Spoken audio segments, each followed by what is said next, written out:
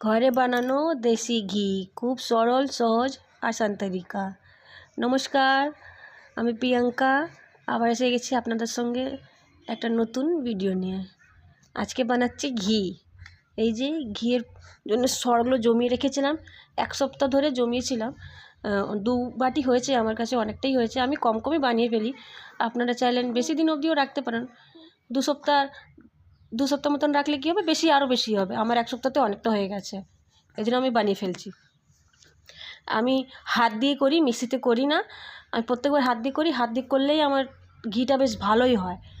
হাত দিয়ে ভালো করে ঘুরিয়ে নিচ্ছি। আমি ননস্টিকের কড়াই নিয়েছি। ননস্টিকের কড়াইয়ের মধ্যে আমি একটাই কড়াই নিয়েছি, একটা কড়াইয়ের মধ্যে সব কিছু করবো। ভালো করে ওটাকে ফেটে নিয়ে একদিকেই ওকে রাউন্ড ঘোরাবেন। দুদিকে করলে কী হবে না, জিনিসটা একটু হয়ে যাবে, খারাপ ব্যাপার হয়ে যাবে। একদিকে ঘোরাতে থাকবে, একদিকে ঘুরলে বেশ ভালো হয়। একদিকেতেই ঘুরতে দেখুন টাইট হয়ে গেছে, খুবই টাইট হয়ে গেছে। এবার আমি হাত দিয়ে ওটাকে করবো, ঘুরাবো। এত টাইট হয়ে গেছে কি আর খুন্তি দিয়ে নাড়ানোই যাচ্ছে না। এবার হাত দিয়ে ঘোরাবো, ঘুরতে কী হবে, ওর মধ্যে দিয়ে ছাঁচটা বেরোবে। দুধটা যে হয় ওর মধ্যে তো থেকে যায়, ওটা ছাঁচ।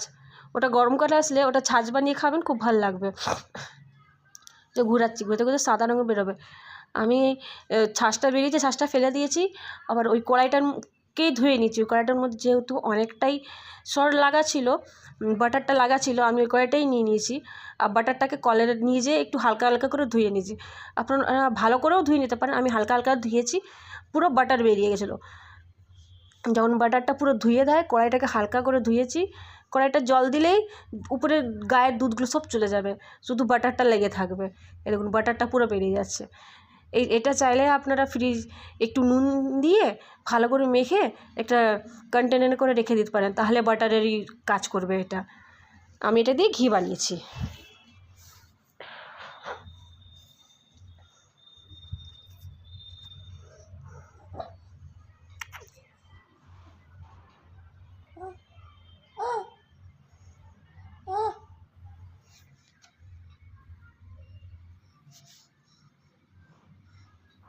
মাঝে মধ্যে আর একজনের শব্দ পাচ্ছেন হবে, আমার পুচকুর।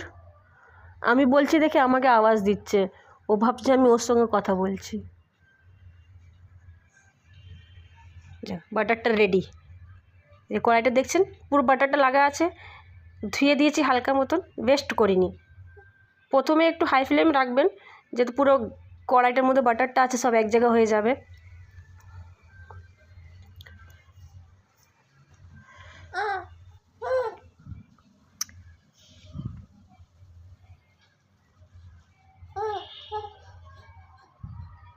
দেখছেন কড়াইটা কীরকম আস্তে আস্তে গলে যাচ্ছে, সব যত বাটার আছে।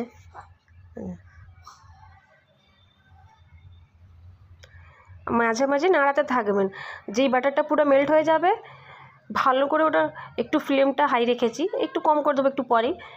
ভালো করে নাড়াতে থাকবে, না হলে নিচে লেগে যাবে। ঘি তো ননস্টিক কড়াই থাক আর অন্য কড়াই থাক, ঘিও বানালে একটুখানি নিচে লেগে যাওয়ার চান্স থাকে।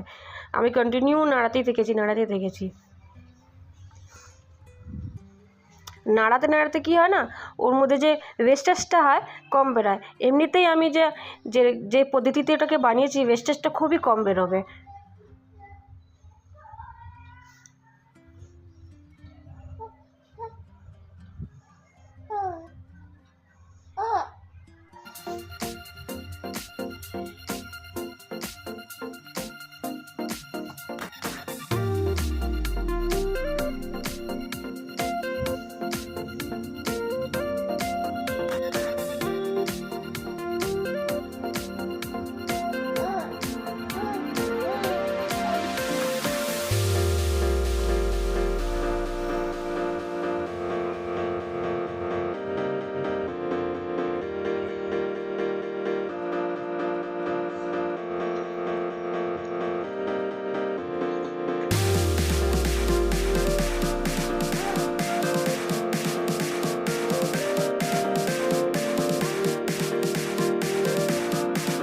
ঘিটা হয়ে এসছে, আর একটু ফুটলেই হয়ে যাবে, খুব তাড়াতাড়ি হবে।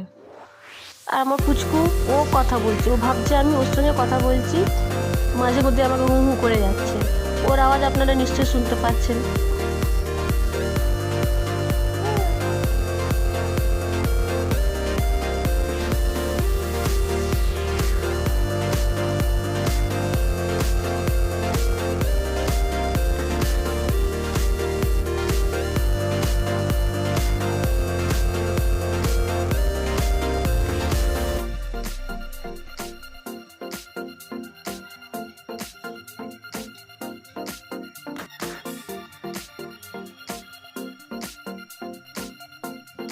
ঘিটা যখন মেল্ট হচ্ছিল না, পুরো বাটারের স্মেল আসছিল। দেখছেন আমি নাড়াচ্ছি, এতে ওয়েস্টেজটা খুবই কম, দেখতেই পাচ্ছেন খুব কম ওয়েস্টেজ বেরোবে এতে।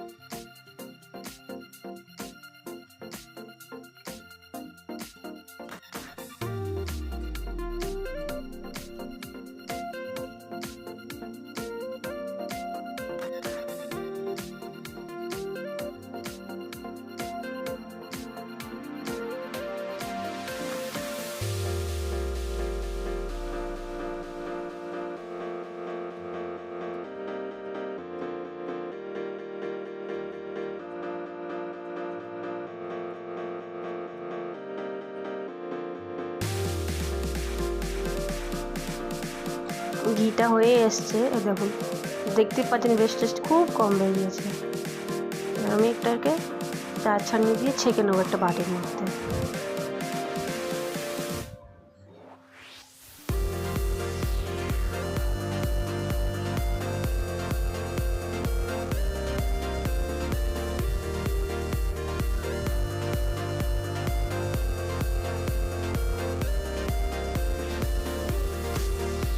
এরকম করে বানালে অনেকটাই ঘি বেরোয়, নাহলে আর্ধেকটা তো ওয়েস্টেজই বেরিয়ে যায় যদি ডাইরেক্ট কড়াইয়ের মধ্যে দিয়ে বসিয়ে দিই।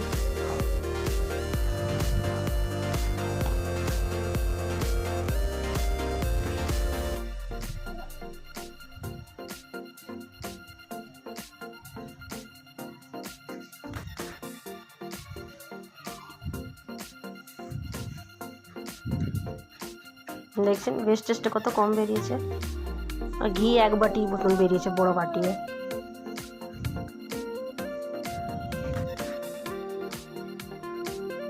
রেডি ঘরে বানানো পিওর দেশি ঘি। আমি ঢেকে রেখেছিলাম, একটু যখন ঠান্ডা হয়েছে তখন একটা কাঁচের শিশিতে ঘি ভরে রেখে দিয়েছি। ঘরে বানানো পিওর দেশি ঘি। Thank you.